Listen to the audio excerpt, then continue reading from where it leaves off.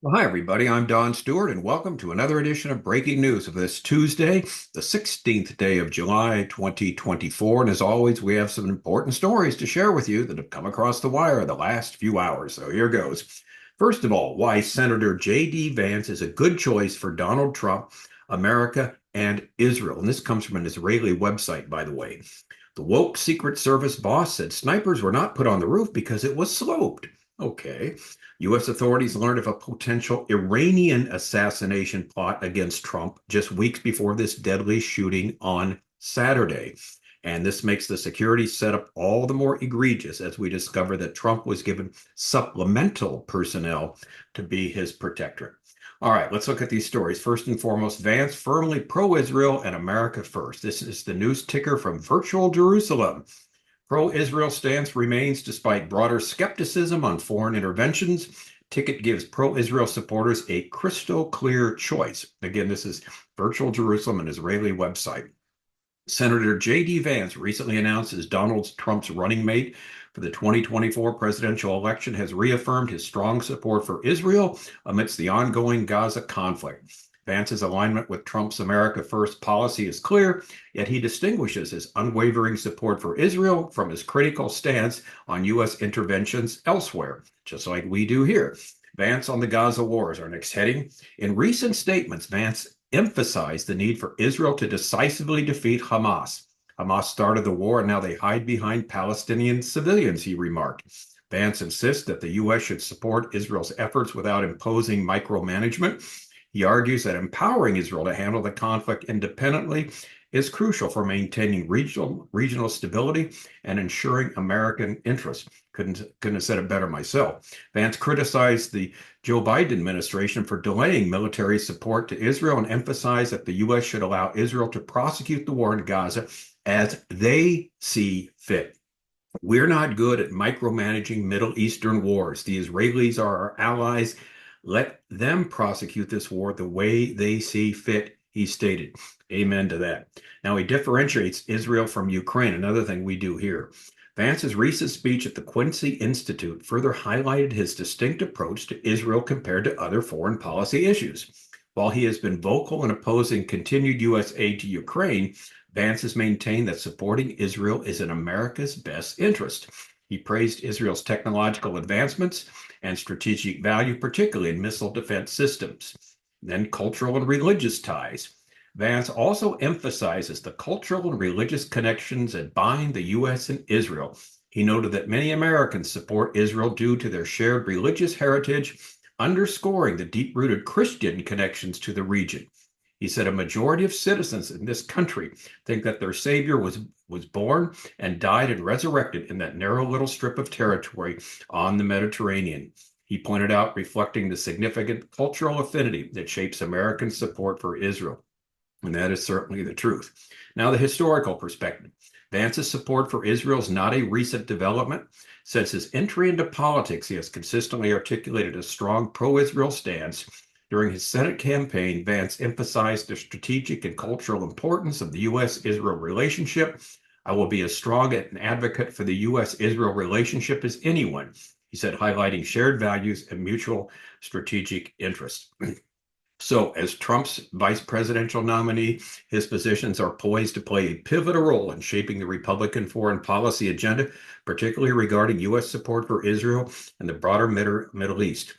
His distinct stance on Gaza, coupled with his critical view of other foreign interventions, highlights a nuanced approach that seeks to balance America's interest with strategic planning.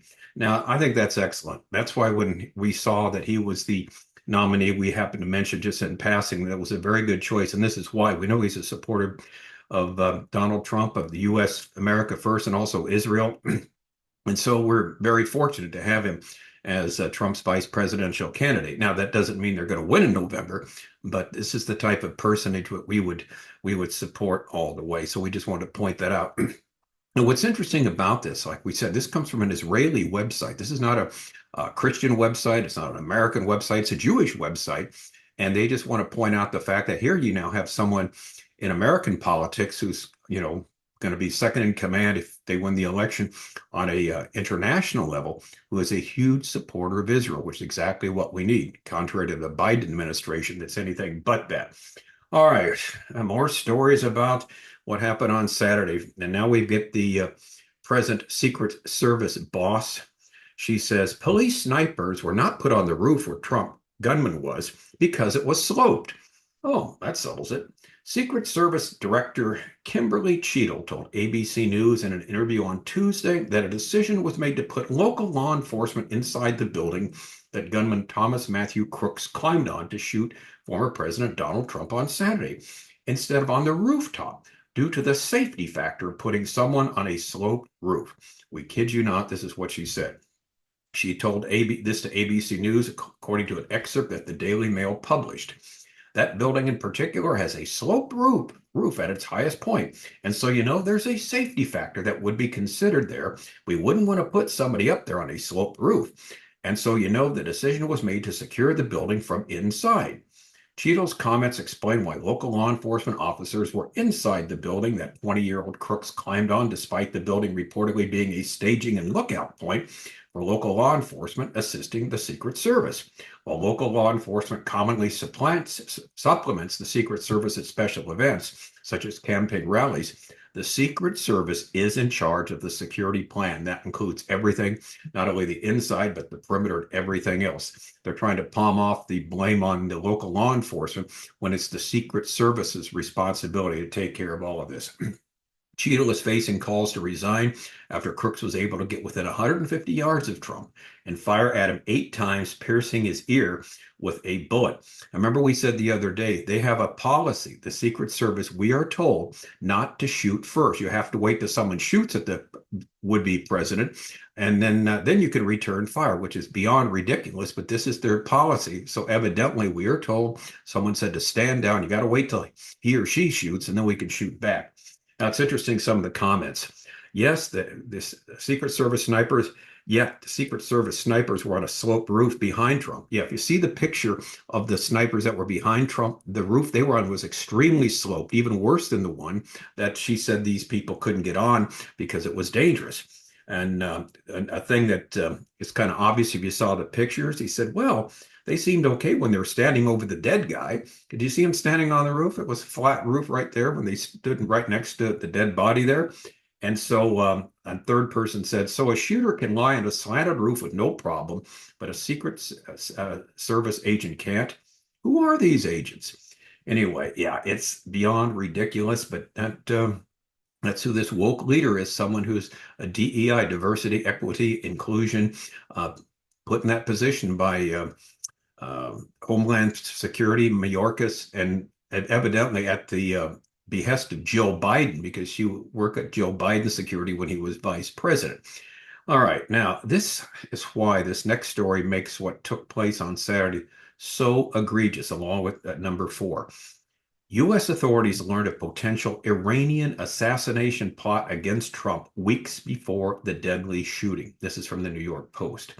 U.S. authorities were warned about a potential assassination plot against former President Donald Trump by Iran weeks before the deadly shooting at Saturday's rally, underscoring concerns about the level of protection that the presidential candidate was given, according to a report. Although there is no known connection between Thomas Matthew Crooks and the Iranian Republic, considered a rogue state by the U.S. government, advanced knowledge of such a threat appears wildly out of alignment with Trump's level of protection at the Butler, Pennsylvania rally. All right, so there was a warning just a few weeks ago that Iran is planning some type of assassination plot against Donald Trump.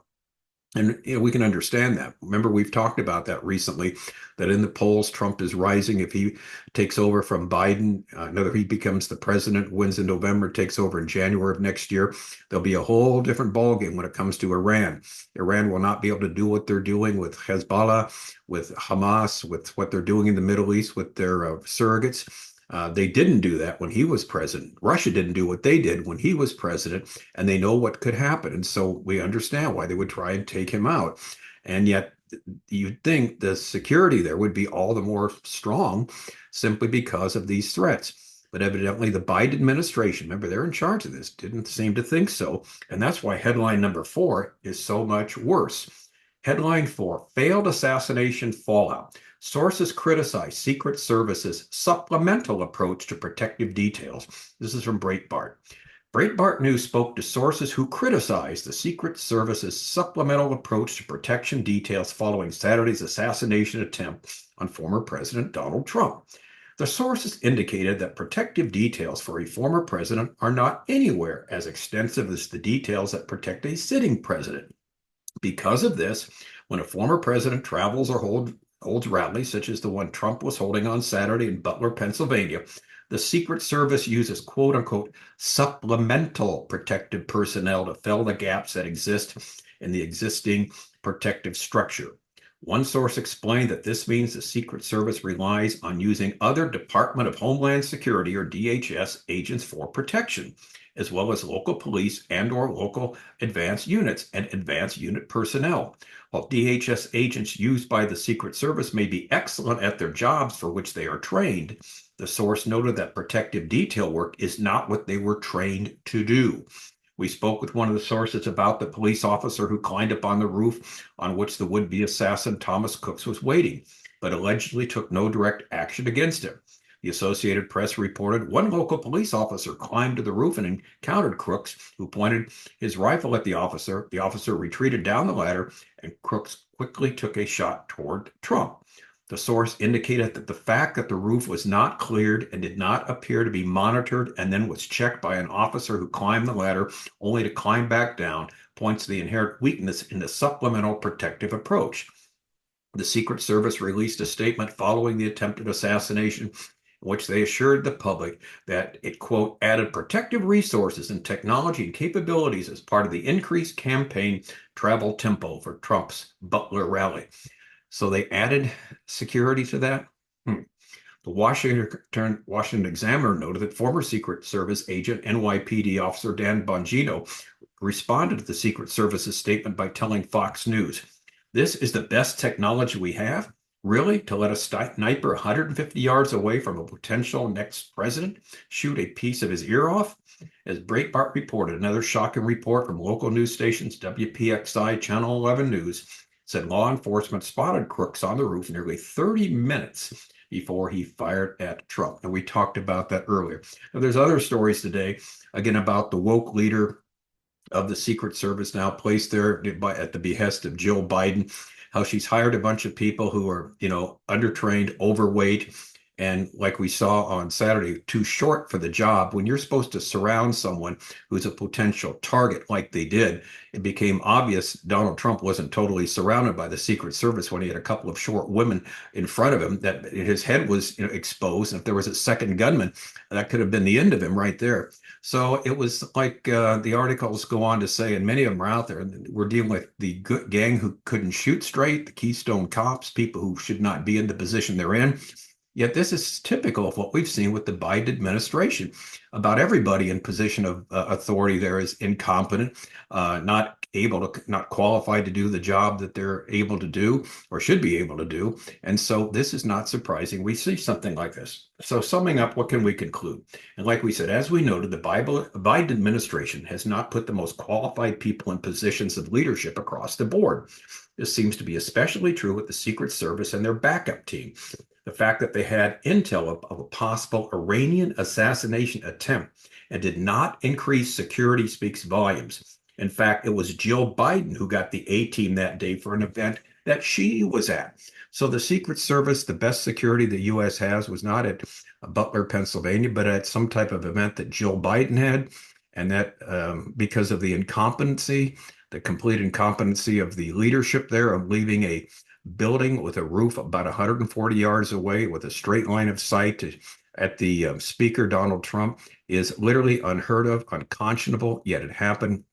And that's why so many people think this was rigged, that there was an inside job, that this couldn't have happened by chance, that it had to be directed purposely by somebody somewhere.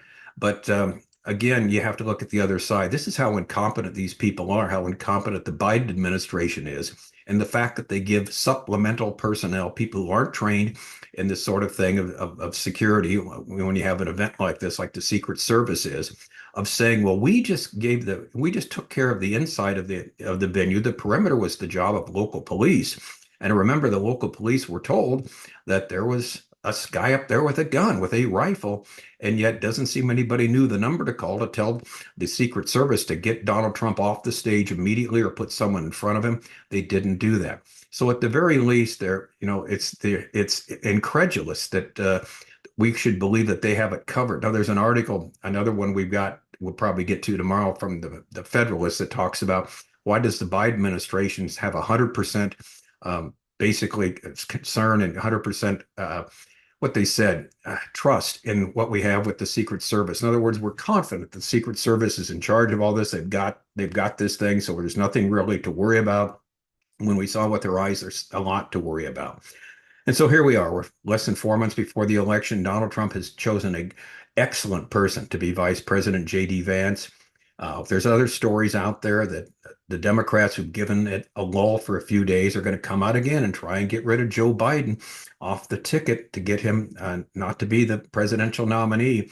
But what's happening, the Democratic National Committee is trying to hurry up things. So within 2 weeks, they can have a vote even before the convention that basically places Joe Biden as their presidential candidate come November. So a lot of stuff to see. The never a dull moment here. We'll continue to report what's going on. But as we always do here, what we have to do is take a step back and look at the big picture. The Bible talks about, in the last days, there'll be very difficult times.